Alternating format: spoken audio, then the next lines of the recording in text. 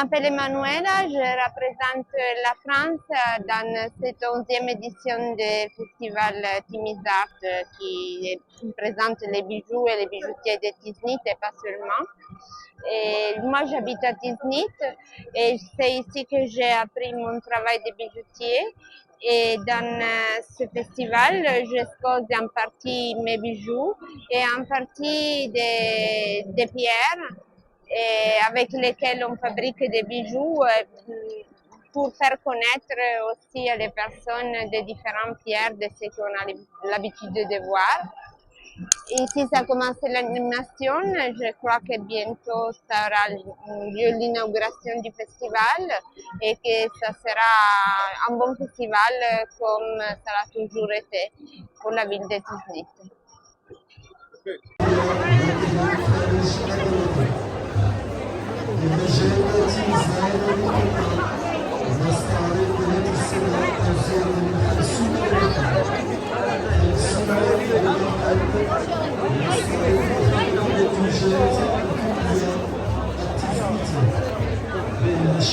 شهر 11 ديال مهرجان تيميزار كتجي بناء على واحد التراكم ايجابي، واحد العمل كبير جدا اللي دارته الجمعيه ديال تيميزار مع مختلف الشركاء ديالها، وعلى راسهم مجلس اقليمي، المجلس الجماعي، وزاره الصناعه التقليديه، وكذلك مكتب تنميه التعاون والجهه ديال السوس ومختلف الشركاء العموميين والخواص.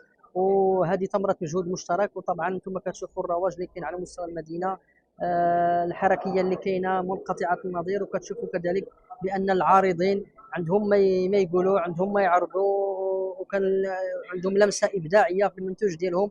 وتيزنيت دائما يعني متميزه في هذا المجال ديال الفضه، ونتمنى ان شاء الله يعني مزيد من المأسسه ديال هذا العمل ان شاء الله، سواء على مستوى المعرض الرئيسي ديال اللي كاين على مستوى ساحه المشوار، ولا المعارض الاخرى الموازيه، ولا كذلك التعريف بهذا المنتوج ديال الفضه، مختلف الاشكال ديال التعريف.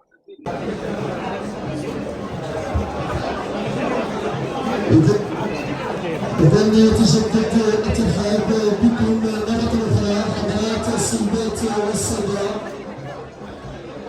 جمعية تيميزار للفضة ترحب مجددا بكل وجه النور. إذا مرة أخرى مرحبا بكم سيادة عامل صاحب الجلالة على إقليم تيزنيت. مرحبا بكم سيادة النائب البرلماني رئيس المجلس الجماعي السيد رئيس المجلس